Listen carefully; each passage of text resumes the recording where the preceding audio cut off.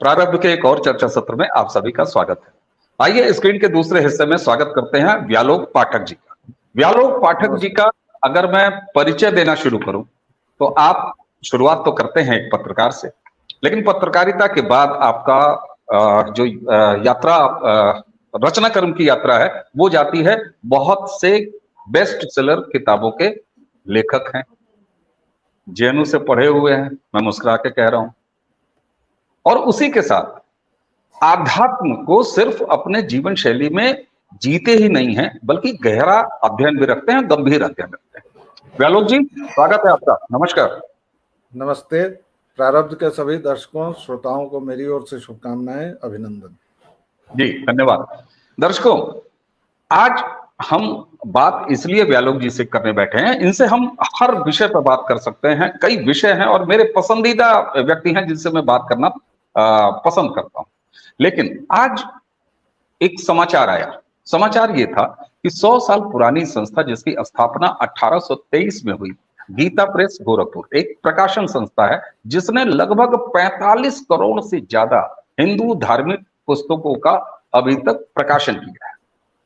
उसको साल 2021 का गांधी शांति पुरस्कार देने की घोषणा हुई। प्रधानमंत्री जी इस जो चयन समिति है उसके अध्यक्ष होते हैं और प्रधानमंत्री जी ने बाकायदे ट्विटर पर गीता प्रेस को बधाई दी। लेकिन उसी ट्विटर पर बधाई के ठीक बाद, जिसको कहते हैं कि हर यज्ञ में हड्डियां जरूर टपकती हैं, असुर जरूर आते हैं, ठीक उसी तरह कांग्रेस के स्वनामधन्य जयराम रमेश साहब का एक ट्वीट गरजता हुआ आया और गीता प्रेस गोरखपुर को एक संस्थान के रूप में गांधी शांति पुरस्कार साल 2021 मिलने की प्रतिक्रिया में उन्होंने ट्वीट किया कि गीता प्रेस को यह पुरस्कार दिया जाना ठीक वैसे ही है जैसे गोडसे और सावरकर को पुरस्कृत किया जाना।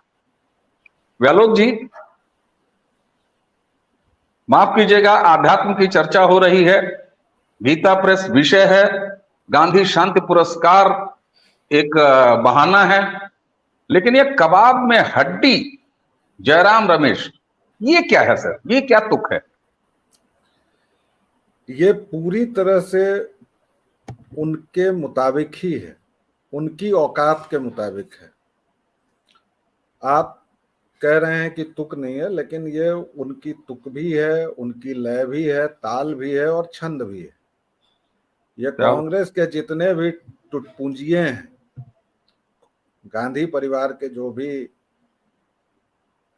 चरण चाटुकार हैं, खच्चर हैं, जिन पर सवारी गांठा करते हैं वो लोग, चाहे वो मणिशंकर अय्यर हों या जयराम रमेश हों, आज की बात नहीं है। आप इनके पूरी इनकी यात्रा को देखें तो आप पाएंगे कि ये ठीक इसी तरह के काम करते हैं।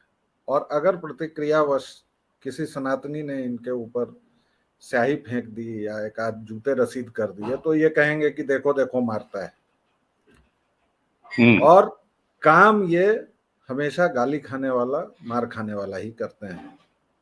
और ये स्टीफेनियंस हो या ऑक्सब्रिज एक्सेंट के साथ लच्छेदार अंग्रेजी बोलें, आईआईसी में, इंडिया हैबिटेट सेंटर में छलकाते हुए शैंपेन जैसी मधुर अंग्रेजी में भी कुछ बोलें, लेकिन ये जब भी बोलते हैं बोलते जहर ही हैं। आपने जो बात कही उसके दो हिस्से हैं। पहला तो जयराम रमेश ने जो कहा है उस पर दो बातें होंगी कि इसको पुरस्कार देना वैसा ही है जैसा अमुक अमुक को देना। उसमें भी दो नाम हैं, उन दो नामों पर अलग अलग चर्चा करनी होगी। लेकिन पहले ये समझना होगा कि गीता प्रेस क्या है। गीता प्रेस वह संस्था है जिसने केवल दो व्यक्तियों ने अपने संसाधन और अपने सामर्थ्य से केवल प्रभु का नाम लेकर 16 करोड़ गीताएं अब तक छापी हैं। कुल मिलाकर 41 करोड़ या 42 करोड़, थोड़ी बहुत संख्या इधर उधर हो सकती है, किताबें उन्होंने छापी हैं जो सनातन धर्म से संबंधित है, हमारे लोकाचार से संबंधित है, हमारे शास्त्रों से संबंधित है। सनातन धर्म अब्राहमिक रिलीजन या मजहब की तरह नहीं है। इसकी बहुत शाखाएं प्रशाखाएं हैं। यहाँ तक कि जो हिंदू कोड बिल है उसको भी उसमें बौद्धों को भी कैटर किया जाता है, जैनों को भी कैटर किया जाता है और कई मामलों में सिखों को भी कैटर कर लिया जाता है। कहा जाता है कि ये हमारी शाखाएं प्रशाखाएं हैं। इस पर अब कुछ नवजात जो सिख हुए हैं या नवजात नवबौद्ध हुए हैं वो भले इस पर आपत्ति जताएं, लेकिन उनके दादा परदादा नहीं जताते थे और वो लोग भी नहीं जानते थे, क्योंकि हर एक आदमी जानता है कि जो गुरु ग्रंथ साहिब है उसमें काली की उपासना है, उसमें शिव के स्तोत्र हैं, खुद गुरु नानक ने उनकी पूजा की है। तो खैर वह एक विषयांतर हो जाएगा। बात कर रहे थे गीता प्रेस की। गीता प्रेस की जो पत्रिका है कल्याण, अभी भी आती है, वह सनातनी घरों में संस्कार को लेकर और तमाम चीजों को लेकर वह एक बिरवा रोपता है जो आगे चलकर सनातनी बरगद बनता है। जी। पूरे विश्व में ईसाई मिशनरियां इतना पैसा खर्च करती हैं, इतने संसाधन है उनके पास, अकूत संपदा है और अकूत लोग हैं। सनातन के साथ सबसे बड़ी जो खासियत है, या जिसे कई लोग खामी की तरह भी देखते हैं, कि सनातन अपना प्रचार नहीं करता है। सनातन में कन्वर्जन का कॉन्सेप्ट ही नहीं है और शायद यही वजह है कि हम इस दुनिया के दो जो सबसे बड़े पॉलिटिकल थॉट्स हैं उनसे निपटने का अभी तक हमारे पास कोई जरिया नहीं है। हम इस्लाम से अभी तक उसको समझ ही नहीं पाए कि हम उससे कैसे निपटें, क्योंकि हमारे यहाँ तो वो है ही नहीं ना। खैर, फिर से बात कहीं और चली गई। तो गीता प्रेस वह है जो बिना किसी संसाधन के रहते 21 लाख गीताएं, 16 करोड़ गीताएं छाप कर अभी तक बांट चुका है। जी। 16 करोड़ का जरा मतलब पता कीजिए, किसी छोटे मोटे देश 2-4 मिला दीजिए, उतनी जनसंख्या होती है। हनुमान प्रसाद पोद्दार हो या गोयनका जी हो, उनको कौन नहीं जानता है। उनको भारत रत्न देने की बात उठी है और ये आज की बात नहीं है। गोविंद वल्लभ पंत ने 1952 में देने की बात की थी।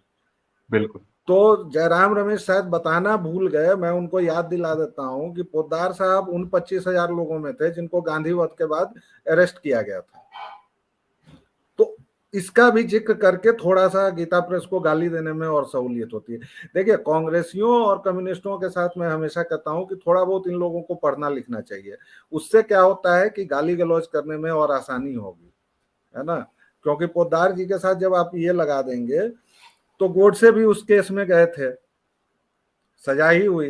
पोद्दार भी थे उन 25,000-2500 लोगों में जिनको पकड़ा गया था, जिनको निरुद्ध किया गया था। और उसके अलावा हिंदू कोड बिल का विरोध तो किया ही गया था। अब हिंदू कोड बिल का विरोध क्यों किया गया, किस लिए किया गया, ये तब तो नहीं होगा जब यूनिफॉर्म सिविल कोड के विरोध में यही लोग आ जाते हैं। और हिंदू कोड बिल ने सनातन मानस को कितने स्तरों पर कमजोर किया है, वह हिसाब किताब फिर अलग होगा। बिल्कुल। लेकिन चूंकि हिंदू है इसलिए आप इसके साथ कुछ भी कर सकते हैं। लेकिन यूनिफॉर्म सिविल कोड किसी के पर्सनल मैटर में हस्तक्षेप हो जाएगा, जबकि आपका संविधान खुद उसका 44वां अनुच्छेद यह कह रहा है कि भाई यह संविधान निर्माताओं ने तय कर दिया है कि उसके अनुच्छेद 44 में यह है कि समान नागरिक संहिता बनाना संसद की जिम्मेदारी है। आज या कल बनाए वो, लेकिन उनको बनाना होगा। जी। बावजूद इसके इतना बखेड़ा है, अभी भी लॉ कमीशन लोगों से राय लेगी, राय शुमारी करेगी, तब जाके देखते हैं कि हमारी 56 इंच की सरकार उसको पास करती है या नहीं करती है। 9 साल से तो नहीं कर पाई है। और पिछले लॉ कमीशन ने तो कह दिया था कि हमें जरूरत ही नहीं है। ठीक है। तो वापस कंक्लूड करता हूं कि पहली बात तो यह कि गीता प्रेस को जानने की जरूरत है, गीता प्रेस क्या है। दूसरे, जयराम रमेश का जो चाल चरित्र चिंतन है उसके ठीक मुताबिक उन्होंने कहा है, और वो इस तरह के 2-4 बयान और देंगे 2024 में, जब पूरी तरह से हार के ये सारे कांग्रेसी जब तक सड़क पर कपड़े वपड़े फाड़ के नहीं आते हैं, तब तक इन लोगों का मुख बवासीर इसी तरह चलता रहेगा अनवरत। जी। दर्शकों के लिए मैं बता दूं ताकि हमारी बातचीत में जो भी आगे चर्चा हो उसमें दर्शक अपने आप को जोड़ सकें। गीता प्रेस गोरखपुर में स्थापित है। और मेरा सौभाग्य है, यहाँ मैं अपनी थोड़ी सी निजता आप सबसे शेयर करूंगा। मेरा सौभाग्य है, मैं उसी उत्तर प्रदेश के शहर गोरखपुर से आता हूँ। तो हमने हाफ पैंट में साइकिलों में गीता प्रेस की यात्रा की है, जब तब गीता प्रेस गए हैं, और गीता प्रेस को हम जीते हैं एक शहरी के रूप में। लेकिन यहाँ पर मैं बता दूं कि गीता प्रेस लगभग 1800 प्रकाशन इस समय करता है आज के समय में, जिसमें से 750 के आसपास हिंदी और संस्कृत में है। इसके अलावा जो संख्या आप घटा लीजिए 1800 में से, वो गुजराती में, उड़िया में, मलयालम में, तमिल में, तेलुगु में, तो इस तरीके और भी भाषाओं में। तो इस तरीके से गीता प्रेस न सिर्फ हिंदू सनातन संस्कार को जीता है, बल्कि भारतीयता को जीता है। और एक ऐसा प्रकाशन, और आप यहां देखिए कितनी अच्छी बात हुई है, जब प्रधानमंत्री जी ने इसकी घोषणा ऑफिशियली हुई, उसके बाद प्रधानमंत्री जी ने जब इसका ट्विटर पर बधाई दी, उसके बाद गीता प्रेस की जो पहली औपचारिक प्रतिक्रिया आई इस पुरस्कार के घोषणा के बाद, उन्होंने धन्यवाद दिया भारत सरकार को, और साथ ही ये घोषणा की कि हम इस पुरस्कार में दिए जाने वाले 1 करोड़ रुपए की राशि को स्वीकार नहीं करेंगे। हाँ, उसके साथ जो प्रशस्ति पत्र, पट्टिका, हस्तकला और हथकरघा की कलाकृति जो मिलेगी, हम उसे स्वीकारेंगे। दर्शकों के लिए बता दूं, गीता प्रेस वो प्रकाशन है जो कहीं किसी से आर्थिक सहायता नहीं लेता, कभी भी नहीं लेता। और यही वजह है, व्यालोक जी आप भी इस चीज से परिचित होंगे कि सोशल मीडिया के इस दौर में पिछले 7-8 सालों में हर दूसरे या तीसरे साल एक इस तरह का पत्र लहराया जाता है, जिसमें यह कहा जाता है कि आर्थिक अभाव के कारण गीता प्रेस बंद हो रहा है। यह भी एक अजीब सा व्यवहार है। और मैं अपने स्तर पर आपको सूचना बताऊं, इसी गीता प्रेस में ये सारा बवेला शुरू कब हुआ और वो चिट्ठी क्यों लहराई जाती है। दरअसल उस चिट्ठी में जो संदर्भ है, कुछ कर्मचारियों की गीता प्रेस से छटनी यानी हटाए जाने में। यहां ये कुचक्र था वामपंथियों का। जैसे ये किसी भी चलती मिल, किसी भी चलते कारखाने को जाके सबसे पहले लाल सलाम बोल के वहां पर झंडा अपना लगा के, और करते क्या है, चलती फैक्ट्री को बंद करा देते हैं। गीता प्रेस में भी कुछ साल पहले इनके कुछ गिरोहबाजों ने ये काम किया और वहां के कुछ कर्मचारियों को प्रेस के उनको बरगलाया और झंडा बुलंद कराया। झंडा बुलंद कराया, प्रबंधन ने उनको निकाल बाहर किया। तो उसी पत्र को बार बार ये गिरोह सोशल मीडिया में लहराता है, जबकि यहां 1 करोड़ की राशि जो इस पुरस्कार के साथ मिलती है, गीता प्रेस प्रबंधन उसको विनम्रता से न स्वीकारने का घोषणा करता है, साथ ही ये पुरस्कार लेने की बात करता है। व्यालोक जी, गोसाई जी ने तो रामचरितमानस लिखा, और गोसाई जी ने रामचरितमानस कुछ यूं लिखा कि आज हर घर में, अगर आप देख लीजिए संस्कार के स्तर पर, तो जब शादी होती है, विवाह होता है, तो हर लड़की जानकी होती है, सीता होती है, हर बालक राम होता है, हर दूल्हा राम होता है, और उसमें संस्कार गीतों की परंपरा सब। कुल मिला के मेरा कहने का अर्थ यह है कि गोसाई तुलसीदास ने रामचरितमानस की रचना करके राम को घर घर में बसा दिया, हर एक टोले में बसा दिया, हर एक दिल में बसा दिया। कोई उपटन लगाती हुई माँ अपने बच्चे पे भी राम देखती है ना।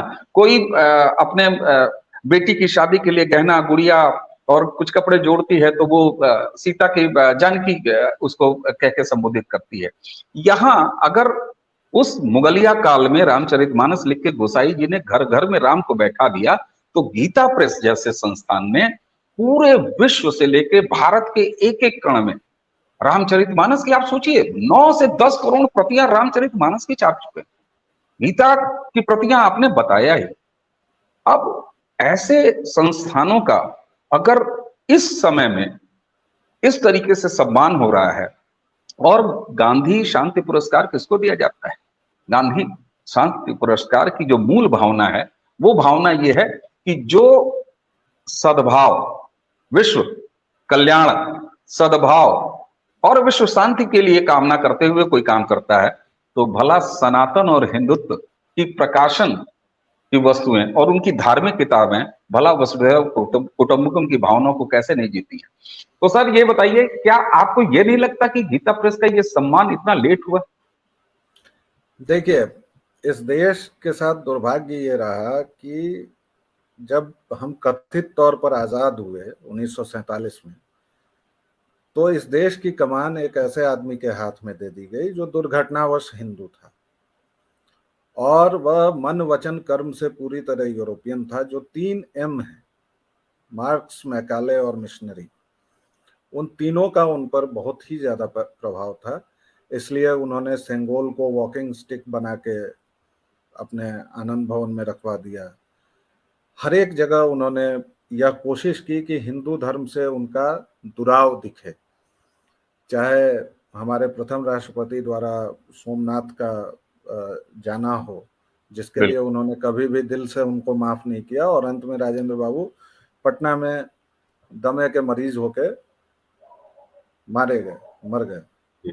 लेकिन उनको बहुत अच्छी सुविधाएं जो थी वो नहीं मुहैया कराई गई, क्योंकि उनका कसूर यह था कि नेहरू की सलाह के बावजूद उन्होंने सोमनाथ मंदिर के जीर्णोद्धार में हिस्सा लिया था। तो नेहरू दरअसल एक ऐसे व्यक्ति थे जिनके पास एक राष्ट्र के पुनर्निर्माण का महान कार्य था, किंतु जो महान कार्य उनको दिया गया उस हिसाब से वह बहुत बौने थे, बहुत ही ज्यादा बौने। क्योंकि वह राष्ट्र भी अगर कोई एक पद्धति वाला होता, एक अब्राहमिक पंथ का होता, तो उसे वह एक लाठी से हाँक ले जा सकते थे। किंतु सनातन की जितनी जड़ें हैं, और वह तो डिस्कवरी ऑफ इंडिया कर रहे थे, उनको तो पता ही नहीं था कि भारतवर्ष क्या है, उनको पता ही नहीं था कि भारत कितना विशाल है, कितनी महान इसकी सभ्यता है। उनके लिए भारतवर्ष का मतलब सांप और सपेरे थे, जो वह अपने यूरोपियन दोस्तों को दिखाया करते थे। यहाँ तक कि जब वह राष्ट्रपति प्रधानमंत्री थे और राजकीय यात्रा पर गए थे, तो वो एक बार 2.5 महीने तक अमेरिका घूमते रहे थे। और यह सब कोई व्हाट्सएप यूनिवर्सिटी नहीं है, ये सब बाकायदा डॉक्यूमेंटेड है। लेकिन हाँ, दिक्कत यह है कि बड़ी सफाई से इस पर तो लेट हुआ है, बहुत सारे कामों में लेट हुआ है। यूनिफॉर्म सिविल कोड में लेट हुआ है, हो रहा है। राम जन्मभूमि में हमारा मंदिर बनने में लेट हुआ है। अभी तक काशी और मथुरा बाकी है, उसमें लेट हो रहा है। लेकिन हमारे यहाँ तो इतिहास वेस्टर्न फिलॉसफी से चलता नहीं है ना। हमारे यहाँ तो काल की जो रेखा है वह काल है और वह चक्रीय है। तो जो दूसरों के यहाँ एक हमें कहा जाता है बार बार कि हमारे यहाँ इतिहास बोध नहीं है, वह दरअसल इसलिए है कि हमारे यहाँ इतिहास का मतलब यह नहीं है कि 1526 में फलाना आक्रांत आया, 56 में उसके बेटे ने उसको मार दिया, 70 में ये। हमारे यहाँ काल तब पलटता है जब कोई बहुत ही महान घटना हो, जिससे पूरी सभ्यता पर, पूरे देश पर, पूरी मानवता पर कोई परिवर्तन आता है। इसलिए आप हमारे पुराण देखिए, आखिर रोमिला थापर हो या जो भी हो, वह पुराणों को इतिहास नहीं भी मानते हैं, और जब उनको ऐतिहासिक संदर्भ लेने होते हैं तो वह पुराणों की शरण में ही जाते हैं। बिल्कुल। तो आप जब पुराणों को पढ़ेंगे तो उसमें लोग इसीलिए नहीं समझ पाते हैं, या बहुत सारा गड़बड़ झाला उनको इसलिए लगता है क्योंकि 1 या 2 साल या तिथिवार अंकन जो अरबियों का और यूरोपियंस का पसंदीदा शगल है, वह भारतवर्ष में कभी इस तरह से माना ही नहीं गया। और जो महान सभ्यताएं होती हैं वह इसका मूल्य भी नहीं देखती हैं। चाहे आप मिस्र की सभ्यता को देख लीजिए, पिरामिड किसने बनाया आप नहीं जानते हैं, बनाने वाले चले गए। तो वेदों को किसने रचा आप नहीं जानते हैं, पौरुषेय हैं। उसके बाद आप उनके इर्द गिर्द मिथ गढ़ें या जो भी गढ़ें। तो लेट तो हुआ है, बहुत सारी चीजों में लेट हुआ है, लेकिन ये एक अब सही दिशा में चल रहा है। और जयराम रमेश हो या कोई भी हो, जयराम रमेश तो इस बुढ़ापे में अपनी छीछा लेदर करवा रहे हैं, और वो उस व्यक्ति के लिए करवा रहे हैं जिसको 12वीं में 65% नंबर आए थे, जिसके जन्मदिन पर पूरा ट्विटर इंटरनेशनल पप्पू का हैशटैग चला देता है। और ये मत कहिएगा जयराम रमेश जी कि ये हैशटैग किसी राजनीतिक दल ने चलवा दिया होगा, नहीं, वो आपके जो मालिक हैं उनको पूरा देश इसी नाम से ही जानता है, और उनके कर्म ही वैसे हैं। वो कभी कहते हैं कि मैंने राहुल गांधी को मार दिया। तो आप उस आदमी की चमचागिरी में इतने गिर गए हैं।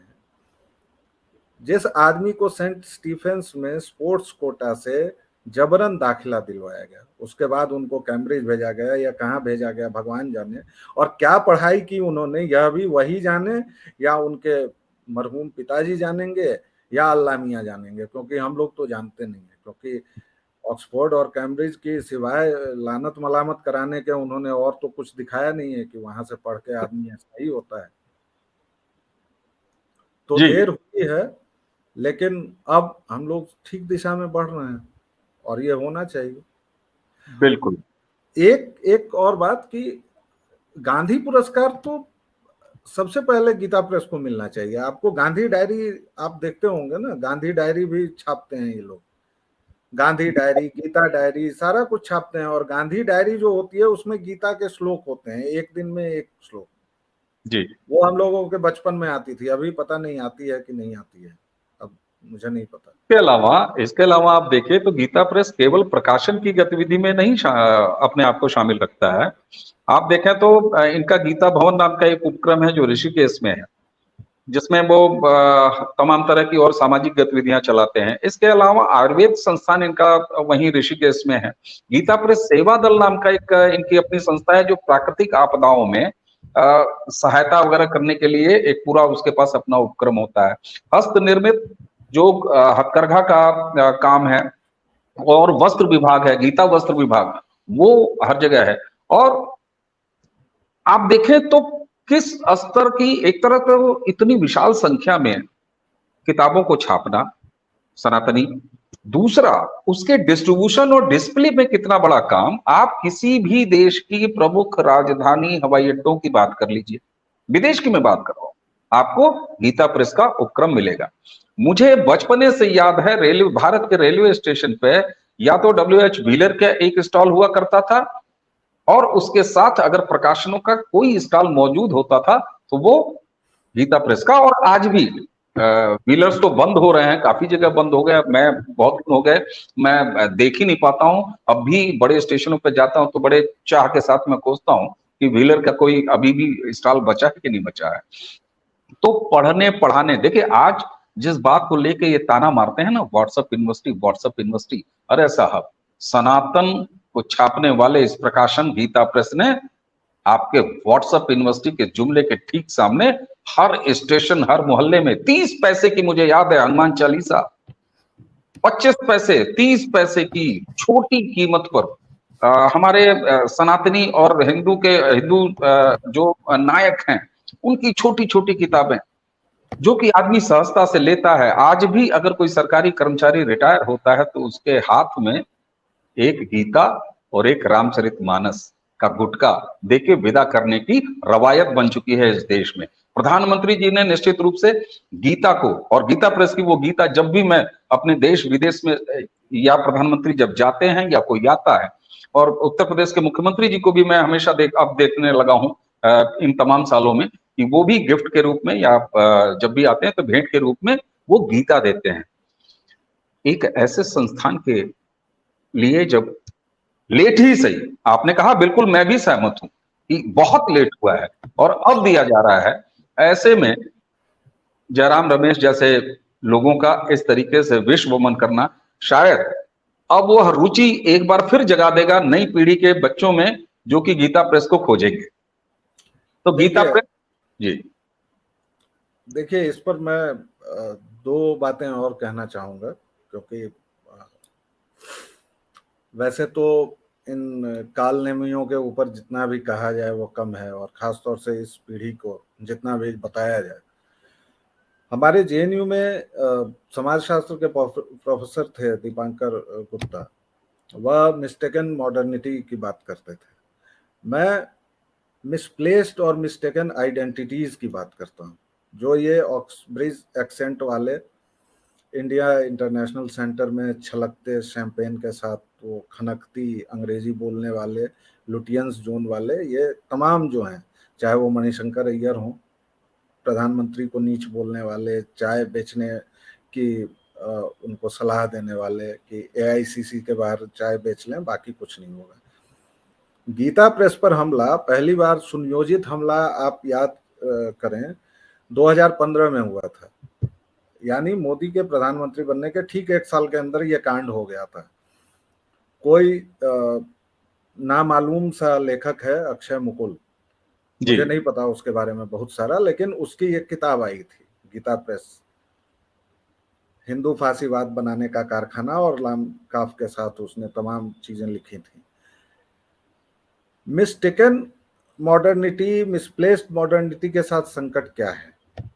संकट यह है कि आप तन से भारतीय हैं, लेकिन आप के अंदर यूरोपियन, गोरा या फिर अरबी होने की चाहत इतनी रहती है कि आप अपनी जड़ों को ही उस दुगनी तेजी से नकारते और काटते हैं जिस तेजी से कोई उपनिवेशवादी भी नहीं काटेगा।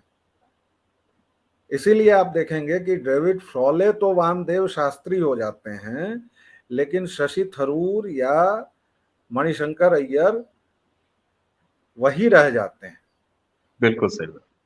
ठीक, अब इसमें देखिए, जैसे इस्लाम को वी.एस. नैयपॉल ने कहा है कि वह हारे हुए लोगों का मजहब है, और वह कटु सत्य है, इसमें कहीं से कोई दिक्कत नहीं है, क्योंकि इस्लाम ने जिनको भी किया कन्वर्ट किया है, और जो भी हारे वो कन्वर्ट हुए या फिर मारे गए। जो बचे रह गए हमारे आपकी तरह, वो पता नहीं कैसे बचे रह गए, हमारे पुरखों के बलिदान और इसकी वजह से बढ़ गए। तो आप देखेंगे कि भारतीय उपमहाद्वीप में जो मुसलमान हैं, यानी भारत, पाकिस्तान, बांग्लादेश वगैरह में, वो सऊदी अरब के मुसलमान से ज्यादा प्याज खाता है। सऊदी अरब वाला, उसको पर्सनल लॉ चाहिए नहीं चाहिए, वो उस पर टंटा नहीं करता है। उसने मक्का के लिए अलग रास्ता बना दिया, ठीक है, वह नॉन मुस्लिम्स को अलाउड नहीं करेगा, ठीक है, क्योंकि उसका वो मजहब है, उसका वो, ठीक है। लेकिन वह जबरदस्ती भारत की गर्मी में काले टेंट में खुद को नहीं लपेट लेगा और कहेगा कि ये मेरा सिविल राइट है। ये सिविल राइट नहीं है जी, ये पागलपन है। अभी 48 डिग्री टेम्परेचर है, इसमें तुम काला टेंट लपेट के कहां जाओगे यार? तुमको 10 तरह का चर्म रोग हो जाएगा। और यह तो एकदम स्त्री विरोधी बात है ना, क्योंकि तुम तो जीन्स और टी शर्ट में घूमते हो, तुम भी लगाओ वो काला कुर्ता या टेंट। खैर, उसी तरह ये जयराम रमेश हो या मणिशंकर अय्यर हो या जो भी हो इस तरह की, या शशि थरूर हो, ये लोग हर एक समय ऐसी बातें करते रहते हैं। इनको दरअसल यह नहीं समझ में आता है कि ये पैदा तो हुए हैं, दिक्कत आप देखिए, जय राम रमेश, राम वहां भी, ठीक, बाबा साहब भीमराव अंबेडकर, और उनके नाम में भी राम है, उस राम को हटा दिया गया है। लेकिन आप संविधान की प्रति पर अगर उनको देखेंगे तो भीमराव राम जी अंबेडकर है, ठीक है, उसको भाई लोगों ने हटा दिया। आप राम को कहां से हटाएंगे? थोड़ा वर्तमान में आइए, और सीता राम येचुरी, सीता राम येचुरी, आप राम को कितनी जगह से हटाएंगे? राम तो इस देश के कण कण में है ना। दूसरी, तो जो मिसप्लेस्ड आइडेंटिटी होती है वह इसी तरह से बिल्कुल उल जलूल बातें करती है। वह दिखाती है कि नहीं, हम इनसे अलग हैं। बिल्कुल, आप हमसे अलग हो या ना हो, यह एक अलग विवाद का विषय हो सकता है, लेकिन उसके चलते आप किसी ऐसी संस्था को गाली देने का काम नहीं कर सकते हैं जिसने पिछले 100 वर्षों से, और गीता प्रेस पर आरोप क्या क्या है? गीता प्रेस पर आरोप नंबर 1 है कि उसने नोआखाली के दंगों के समय हिंदू अपनी रक्षा कैसे करें इस नाम की पुस्तिका छपवा के बंटवाई, तो उसने कम्युनलिज्म को बढ़ा दिया। लीजिए, यह आरोप है साहब। गीता प्रेस पर यह आरोप है कि उसने हिंदुओं के जितने संस्कार वगैरह होते हैं, समावर्तन हो, नामकरण हो, मुंडन हो, इसकी पुस्तिकाएं छपवाई। ठीक उसी तरह जैसे इस देश में मुझे नहीं लगता कि 1% जनसंख्या भी होगी, 1% तो मैं बहुत बोल रहा हूं, अब तो हम लोग 140 करोड़ हैं, तो 1% भी होगा तो करीब 1-1.5 करोड़ हो गया। नहीं, उतना नहीं, 1% का 100% भी लोगों ने मनुस्मृति का सही अंश देखा होगा कि नहीं, लेकिन आप जब तब देखते होंगे कि मनुस्मृति जल रही है। बिल्कुल, काहे की बहुत मनुस्मृति जल रही है भाई?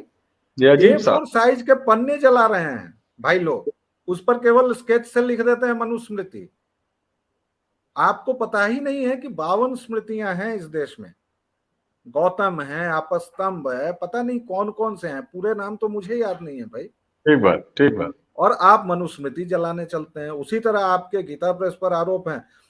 नोआखाली में ठीक वही काम, जब भाई हिंदू जब मारे जा रहे थे और गोपाल पाठा जो एक अर्बन लेजेंड है, गोपाल पाठा ने जब हिंदुओं को संगठित किया, तो सब कुछ होने के बाद भारतीय हिंदी फिल्मों की पुलिस की तरह गांधी जी पहुंचे और गोपाल पाठा से कहा कि अस्त्र रख दो।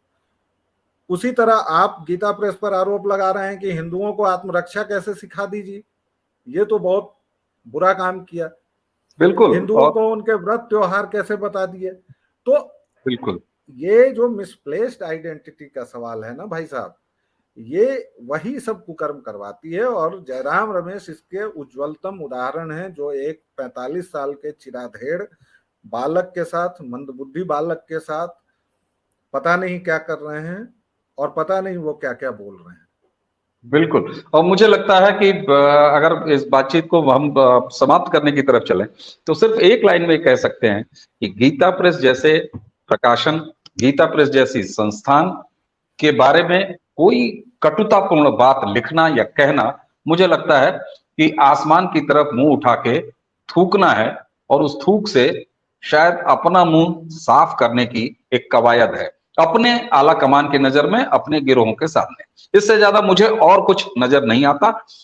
व्यालोक जी, आपने गीता प्रेस के बहाने और भी अन्य बहुत रुचिकर विषयों को और बिंदुओं को छुआ है, जिस पर अगर मैं चर्चा करना शुरू करूं और चर्चा की संभावना निकालूं, तो कम से कम 4 चर्चाएं हमारी आपकी और बनती हैं। मैं पॉइंट नोट कर लिया है हमने, और हम दर्शकों से चाहेंगे कि व्यालोक जी के साथ इस चर्चा का आनंद उठाते हुए आप निश्चित रूप से नीचे कमेंट में हमें साधिकार बताइए कि आपको इनसे और क्या क्या सुनना पसंद है या चाहते हैं। हम आपके बिहाफ से इनसे दरख्वास्त करेंगे, इनको पकड़ेंगे और साधिकार पकड़ेंगे और आपके साथ सामने ले आएंगे अगली चर्चा के लिए। व्यालोक जी, आज के लिए आपको बहुत बहुत धन्यवाद, और दर्शकों आप सभी को व्यालोक